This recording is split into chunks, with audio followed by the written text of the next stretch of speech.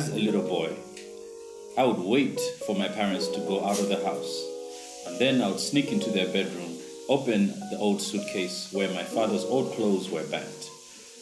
Not the one with his official work clothes, no, but the suitcase where his farming collection was held.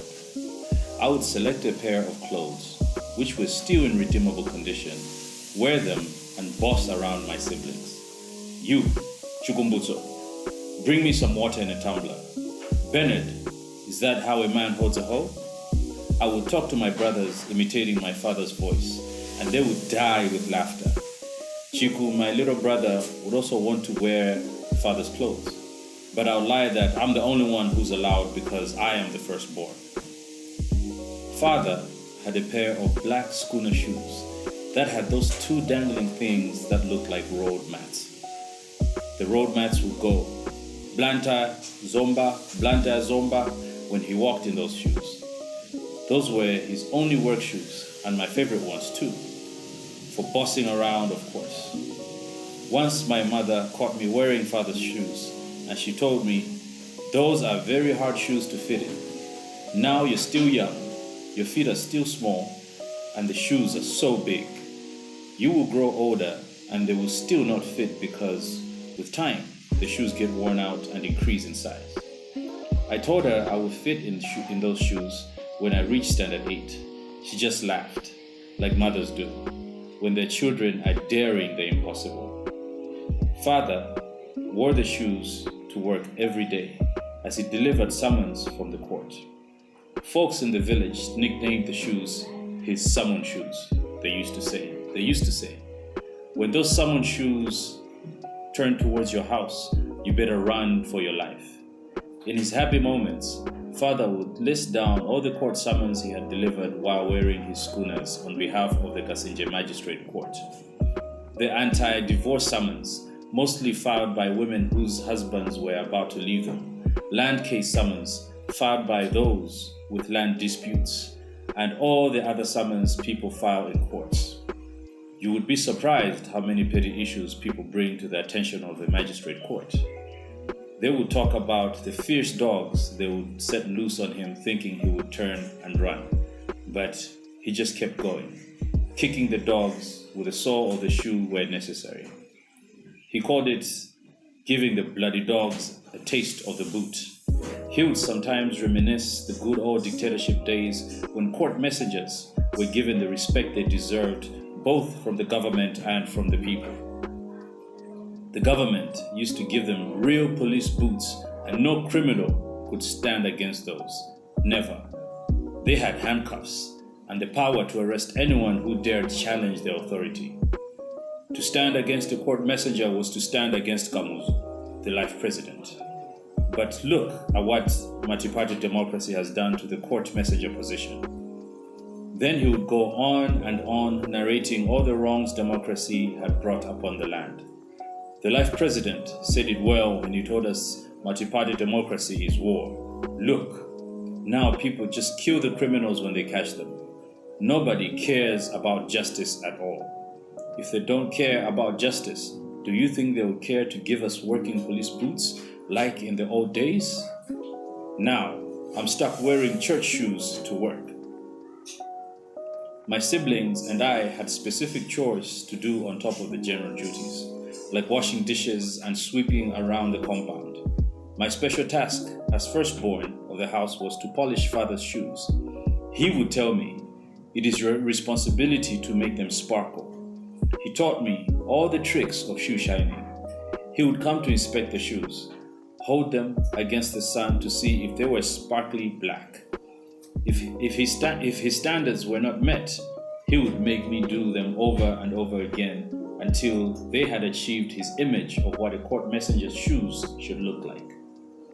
Then he would wear them to work every morning, smiling and greeting people, looking at them in the eyes and shifting his gaze to the shoes as if inviting them to see how sparkling black his shoes were. I would go to school, proud of my great achievement in the shoe shining department.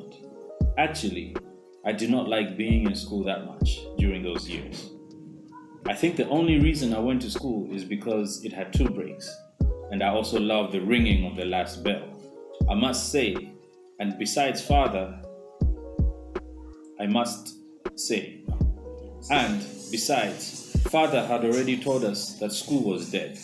The real school died when people chose multi-party democracy. So maybe I just didn't see a reason to stay in a dying institution. There were better things to do outside school, like stealing mangoes, looting wire fences, and using the wires to make toy cars, or following the herd boys as they took their cows for grazing and drinking milk straight from a cow's tits. Better yet, we could hide in the reeds by the river and watch the girls as they swam in the river and caught sambi to bite their small tits so their boobs would grow big. One morning, I was supposed to be in school, but as usual, I had run off with my friend Jordan during break time to steal green mangoes from the village gardens.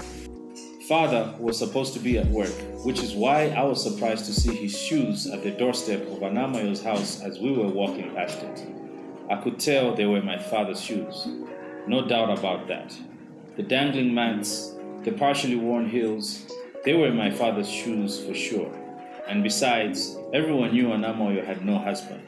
So I automatically deducted the possibility of the shoes belonging to Anamayo's husband out of the equation. Then there was only one explanation left in my childish brain. One of Anamo's children must have stolen father's shoes. What are my father's shoes doing here? I asked my friend Jordan. Where are your father's shoes? See, there, I say, pointing. Those are my father's shoes. Are you sure? What do you mean, are you sure? Who else has shoes like these in the village? What if he's inside the house delivering a court summons? No way, he doesn't enter the house to deliver a court summons. Better yet, he cannot take off his shoes in the line of duty. You know what? Namo's children have long hands, Jordan said. They must have stolen your father's shoes. Let's take them back. He was the ringleader of our mango stealing gang, so I knew better than to disobey him. We tiptoed towards the door, retrieved my father's shoes from the doorstep, and ran home without turning to see if we were being followed. We do not want to end up like Lot's wife. When we got home, we found my mother sitting on the veranda preparing vegetables. She gave us a quizzical look. She was about to chase us back to school when she saw the shoes we were carrying. What are you doing with your father's shoes? I told her I had liberated them from certain thieves in the village, a statement which only attracted the "how do you know they are your father's shoes" question, and which thieves can steal shoes from somebody's feet. Namo's children, they are always stealing things at school. I narrated the whole episode of how I got the shoes, jazzing it up here and there to make the epic seem more heroic. They are father's shoes, Ma. I know them all right. I polish them every day. See? Aren't these his socks as well? Mother took the shoes and warned me not to tell my father anything about them. She repeated her warning, looking at me because she knew I'd be so excited to tell father about how I liberated his shoes from Namayo's house.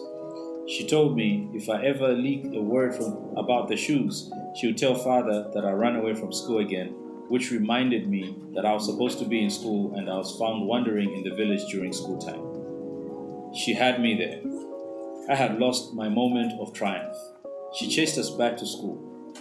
But Jordan and I had other plans.